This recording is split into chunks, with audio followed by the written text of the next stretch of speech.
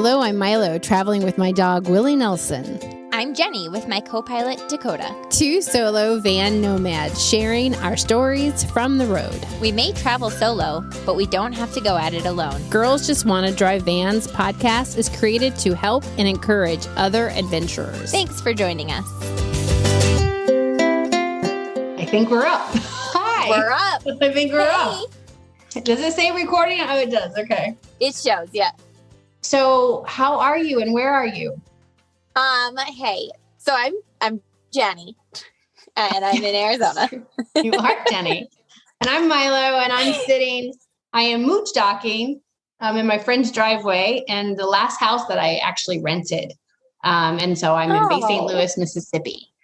And I understand we have a sponsor today. Who is it, Jenny? We do. Yeah. The sponsors are just rolling in for such a, new podcast. But today's episode of Girls Just Want to Drive Vans is brought to you by Hold Your Crap, your convenient storage solution.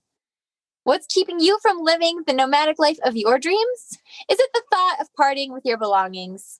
Well, the creators of Hold Your Crap are here to help. Instead of agonizing over what to do with that decorative platter your aunt gave you for Christmas 6 years ago, let us hold your crap. Does the thought of parting with that sweater that doesn't fit you right keep you up at night? Let us hold your crap.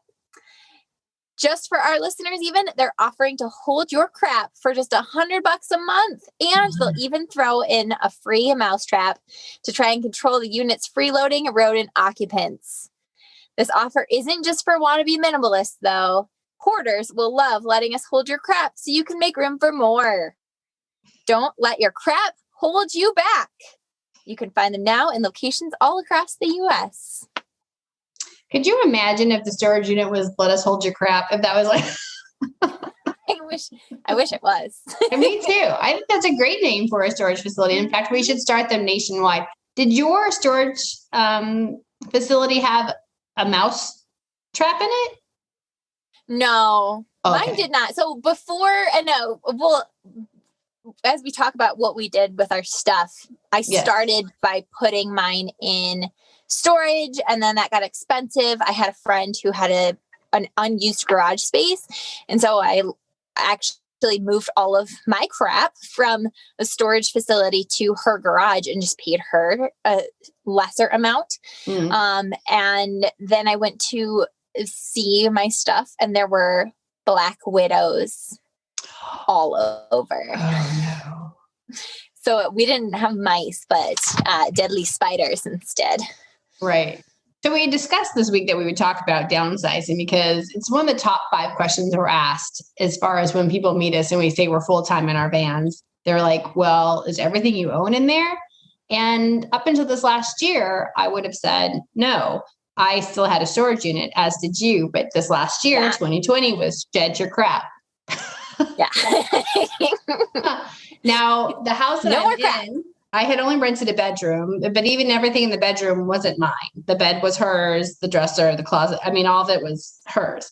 So I had already, like you, I started piecing it down. Like I knew I was going to live small because I wanted to travel. At the time, I didn't understand I was going to be in a van. I didn't know, but I knew I wanted to travel a lot. And so having a lot of things that I would keep coming back to didn't make a lot of sense when I didn't use any of it.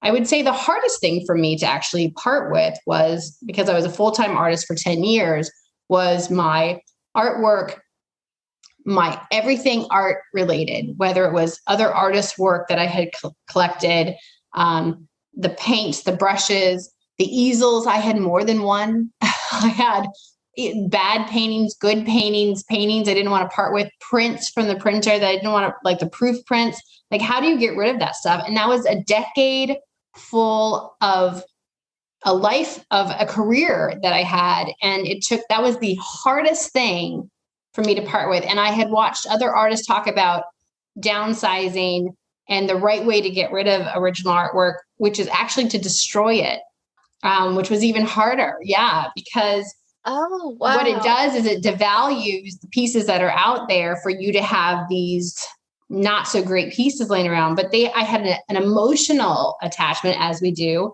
to these things that I had created. And even though it maybe not had been perfect, it had been a learning lesson. So when someone had asked me how long a painting took, I thought, well, it took me 6 years to learn those lessons to get to that level. So these were all of my learning lessons. These were all of my steps that got me from here to here. They were my stepping stones. So how do you part with your stepping stones of a love, right, that I had created? So to be fair, I did not burn any of it. I did tear up quite a few of the prints, and I did get rid of a lot. I donated a lot. I gave a lot. I gifted much. And the few things that I absolutely could not part with are in a safety container under a friend's bed in her master bedroom. So, because there were just always those one thing. So tell me, what was the hardest, like the last bit, what was the hardest to get rid of for you? Yeah, mine was sort of similar because I saved everything from my classroom. So when I decided to live in a van, I hoped it would be a success and that I would love it, but that was my safety net. I put everything I owned for my classroom, which as a teacher is basically everything. And I put it in a storage unit, like a classroom rug that was like, I don't know, 6 feet by 10 feet long with like, I mean, I taught first grade. So imagine like where the kids sit crisscross applesauce style to listen to a story, and thousands of books. All of the materials of things I had created, had been gifted, had bought myself, whiteboards, storage cubbies. Most of my storage unit was my classroom because I thought if something was wrong, if I hate living on the road, I can go back to teaching. Like it will be so hard to go back to that career if I'm starting from scratch. But if I can pick up the pieces of, I have all of the things that took me 5-6 years to acquire, I can go back a little more seamlessly. So I held on to that for 2 years in a storage unit. Oh my God. And then it was hard to part with it. I didn't want to sell all of it because there was a lot that I didn't buy myself. I wrote grants to get a lot of things. I was gifted things from other teachers or made things myself. So I didn't feel right selling all of it. And also teachers aren't really known for having a lot of money. So I didn't want to like capitalize off other teachers who are just kind of do the best they can and make it. So I ended up giving most of it away to other teachers. Right. I, for like a week, just had teachers come back to my storage unit and load up their cars with whatever they could take. Wow. Okay, but now you're teaching. So that was before you got the full-time teaching gig. So wait a second. This was before it was even on my radar. Months. We're talking like just a few months before you got the full-time teaching gig. So you just gave all your things away. So now you get this job to be a first grade, correct? Second. So, oh my gosh. So could you have used a lot of that stuff? Some of it. And I've gotten better at letting go of the fact that I got rid of things that I wish I had now, because I do still live in a van. So there are things now where I'm like, I had the perfect book that would go with this concept I'm trying to teach. But because I work virtually, I'm doing my best to just shift everything to be virtual again. And, but yeah, it was hard to get rid of everything and then get a job where now all of those things can be put to use. But again, I wouldn't have had room for it. So it was all for the best. It was a lot of emotion, right? I mean, we can make sense of it. It's practical to keep it. It was in our profession. We could, but Willie is clearly up and about and excited to be awake because the sun is shining. We usually do this when it's much later. So yeah, he's a little distracting. But at least he's not barking yet. That's nice. Yeah. But yeah, it was really an emotional thing. And I didn't think it would be so emotional. But it took me so long because I would go back to the storage unit. I'd just say, this is the time. This is the time when I'm going to get rid of this stuff. And then I'd open like a drawer on something and go, I can't deal with this, right? I can't cope with this time. So I would shut it and just pay another few months, wait till I'd go back again. And the whole time I'm away from it, I'd cycle, go, okay. Because I was at one point paying, the smallest fee I ever paid was $55 a month. But, you multiply that times 12 times, 2 years, 3 years. What could I be doing with that money? Anything, right? Anything. So, especially now with the dog, right? So it didn't really make sense to pay for something that was serving me no purpose. How much were you paying for your storage unit? So mine, I think was $60 a month, but I think the difference between my stuff and your stuff too is like, I paid $60 a month for 2 years. And at that point I could have bought a lot of the things that I was holding on to. So that's a good point. To me, it was like, all of this has a price tag and I'm holding on to it because as a teacher to replace it all is very expensive, but I could have already replaced it all in the amount I'm paying to hold on to it every month. Right. So I didn't have a lot that was like really sentimental. Like it was sentimental to get rid of these books that I had spent so long acquiring and thinking of like all of the kids that I taught to read using these books. But like, they are just books that can be bought again. I think having something that like is sort of invaluable in the way that you have things you have created would have to be a different kind of emotion. Yeah. I don't think about it too much. Yeah. I don't think you should. It's like, but it's nice to know that I have work out there. It's not that I can recreate those things. I can't. They happened in those moments in my life when everything was lined up just right. The paint fell just right. The brush was just right. But yeah, it was great. It's fine. It's all gone. So Willie turned a year yesterday, and Dakota turned a year. She turned a year 8 years ago. Oh, I meant her birthday. She turned 9. She turned 9 this week. Okay.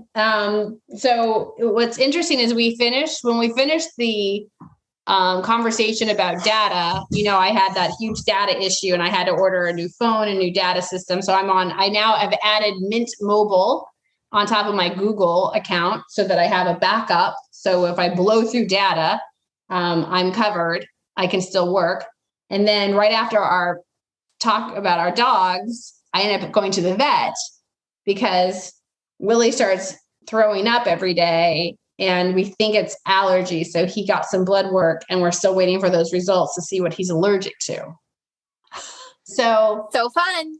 I'm hoping that our conversation about stuff doesn't mean I'm going to get more stuff, or I'm not sure how to take it. So hopefully nothing happens. This ends the jinx. Yeah. So speaking of stuff and like it not, if you could jinx your stuff, which we've gotten rid of at this point, but when I started, my life kind of turned upside down. I had nowhere to put my stuff. So I got a storage unit and I put everything in there. And when the school year ended, I moved all of my classroom supplies into my storage unit. And then when I was bouncing between places to live, I had stayed at my friend's townhouse who had a garage. She wasn't living there, but she was living with her boyfriend and renting out a room. And the person who was renting the room wasn't using the garage. So I had asked her if I could use just a little corner of her garage and pay her for it. So I kept my stuff in there for the first 4 or 5 months. And I was like, this is great. I'm saving money. I was paying her like $25 a month instead of the 65 I was paying at the storage unit. And it was in Jacksonville, Florida, when I got a call from the girl who was renting me her garage. And she said that she was actually going to be renting out the entire townhome now, and that I needed to get my stuff out within 30 days because they needed the garage. And I could not have been farther from Salt Lake City. And like, she was so accommodating and wonderful about it. Like, she did not have to give me that space. It didn't make sense for her to not rent out her townhouse because I had stuff in her garage. But just a cautionary tale to anyone who thinks I'll just let my friends hold on to this stuff. Right. you don't have a ton of control over what happens with your friends. Right. So I ended up having to pay movers to move all of my stuff out of her garage and into a storage unit, which she helped me facilitate, which was great.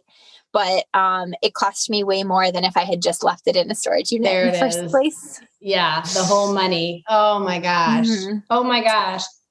You can't, it's hard to let go. Otherwise there wouldn't be shows on it, right? There's a show on how to let go of your stuff. If it was easy, everyone would do it.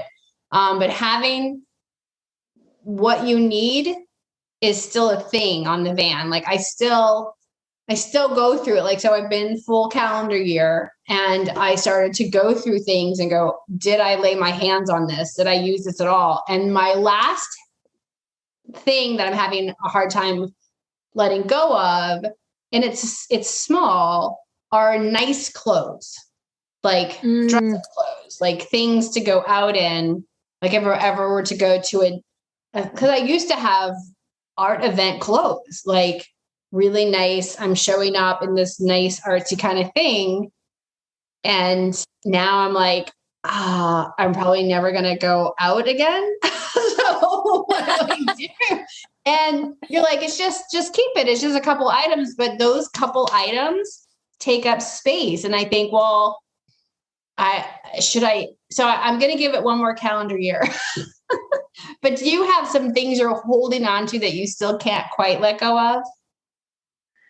No, I did put a box of like a couple keepsakes at my mom's house. So I guess that, but like some of that's like baby stuff that my mom gave to me when I had a house and now I don't have a house. So I gave back to her.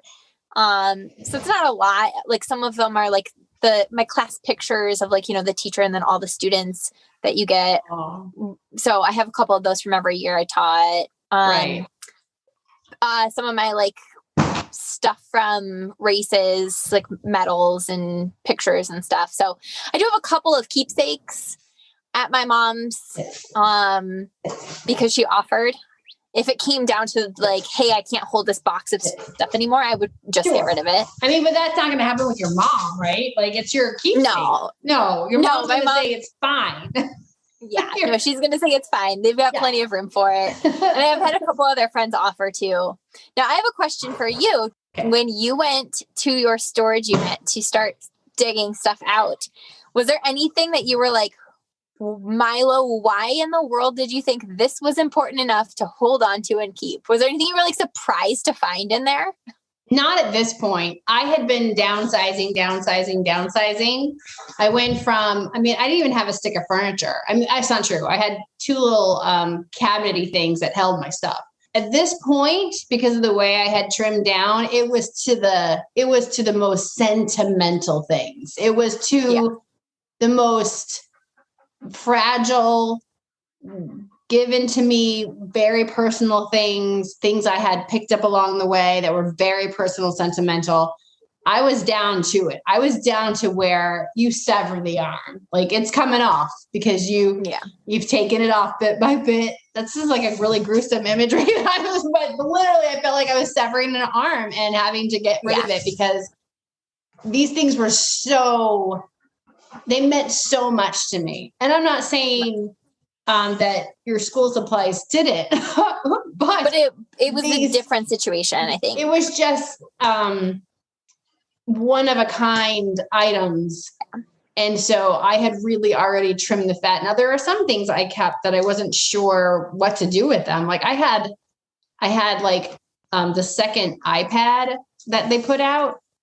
And so I still had the cables and it was in a case. So I didn't know some things I just didn't know what to do with. But no, what did you have that you couldn't believe you still had?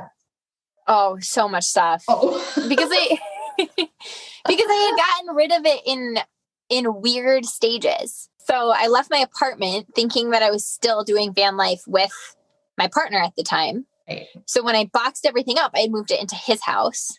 And then I had moved everything into his basement.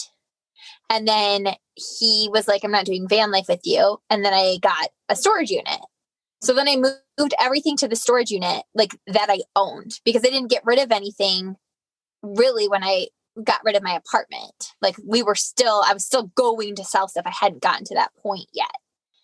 So then it was like I had a storage unit and I hadn't sold stuff yet. And then I started selling things. And when I first started selling things, I had like this mindset of like, I was hoping to make money off of some of the stuff that I was selling to like fund my build. So anything that I couldn't sell at a garage sale, I was like, well, I'll just hold on to it and put it on Facebook Marketplace or Craigslist or whatever. I wasn't in the mindset of like, just get rid of things. And then I got down to the wire. It was time to leave. Some stuff wasn't selling. I got rid of like the bigger things, but everything else I was like, I'll just put it in storage and deal with it later. Right. The Jenny that left originally on the road was in a hurry. And I really learned this when I went back to my storage unit for the first time and found like a toilet brush and like, a half bottle of like medicine and stuff. And it's like, okay, Jenny, you were clearly in a hurry and not even like, I wasn't even throwing things out. I was just like, put it away, deal with it later, get out of here. Yeah. So yeah, it was awful going back and like the work I created for Jenny later on. That's interesting. We got rid of everything eventually. And actually in that time, you're right. You changed the way you look at things. So by the time you return to those things, you weren't looking at them the same. Like, you definitely knew by then what you needed on your van and what you did not need on your van. I will say it's hard to get rid of, for me, it's hard to get rid of the little bottles of things like oils. Like I have a collection of like oils. I don't know how many lavender oils one person needs, but for some reason, I think I've got 3 of them because either I got them with this other thing or someone gave me this and I just keep them. I don't even use them really until someone says, put lavender on it. And I do it one time, but for some reason, again, these are little things, but all those like multiply that by 50 little bottles of things that I seem to keep a hold of. I've gotten better. When I first started, I had a lot of half empty like aspirin bottles, but it's like you go buy one. Well, I couldn't find one and I'm at the store. I'm like, I'm probably out or I couldn't find it. So I get another one. And so years of that behavior, I had like 3 or 4 different types of aspirin. And then I realized, well, this one doesn't really work. So it was a lot of cleaning house. And this is again, over years of just moving or I'd get a travel bottle because I traveled so much, right? So I'd have one from my travel case and then one at home. So when everything got combined, I just had a lot of the same things. And I'm sure that people who are listening to this are relating, thinking about their medicine cabinet and the stuff that they don't even realize is tucked away in the back corner that's expired and like in the back of this back space underneath the sink, like the things that live back there that just get pushed back year after year. And so I'm sure a lot of people can relate to this feeling. But then when you don't have that, and then when you don't have that space, your whole mindset just has to shift. Yes. So now a year in, now I'm looking at those fancy clothes going, I probably don't need you. Because I can probably show up like this to anything and who's going to care? I guess that's changed too. The way I view myself has changed. I think less about my shoes, not that I ever really cared about my shoes or matching this to that. I was never that person, but I was enough that I would have taken more care about what I was wearing, that something matched. And meeting you, I know you don't care. You don't care. What? You mean because I wear the same clothes? I think I have worn a different top in every of our episodes so far. I've been watching to see how long it would take till you repeat it. I know. I don't even think I've worn my Melly yet. Oh, you're doing great. I thought you'd wear that the first time. I know. I think the difference is too, now I have a job that I care more about. So I do change my clothes for work. Okay. And you usually catch me right after work. So typically I'm wearing like a normal shirt and not just whatever I slept in. That's so funny.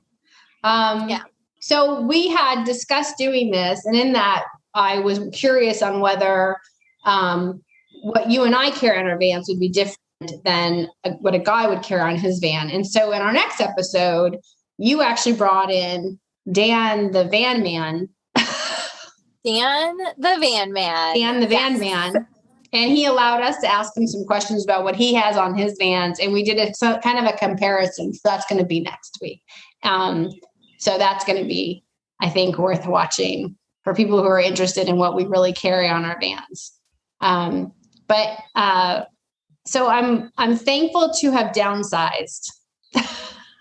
Me too. And once you do it, you're like, wow, what? Like, I just felt like a huge weight was lifted when I get to leave that storage unit with the door open and everything swept out of there. I was like, wow, this feels so good. That stuff was just weighing me down and I didn't need it. Right. It's just stuff, but it's just stuff. It takes a while to get to that point. Yeah. And obviously I'm still processing the loss, but it's fine. I can create new things. Yes. No, it was good for me. It was good for me and it was necessary. If I really wanted to do this, then I didn't need to have that storage unit that I would only get to maybe once a year. And why? Just to hold my memories. So, but yeah. So we got rid of our stuff and we took it out of the crap. What'd you call it? Crap storage? Hold your crap. We don't need to hold our crap anymore. We don't need to hold our crap. Don't let your crap hold you back. Everyone knows it's not good to hold your crap. Yeah. That's not very healthy. All right. Oh, until gross. Next week with Dan, the van man. Dan, the van man. Dan, the van man. All right. Take care of yourself. You too. Thanks. Bye. Bye. Thanks for listening. Coming soon, you will be able to subscribe to receive our newsletter, which will include links to our campsites, items we carry on our vans, and photos from our journey. You can also catch Jenny on her podcast, Adventures from the Van. Or tune in to Milo's podcast at Milo Talks. Thanks for listening, and just go do and see everything you can in a safe way.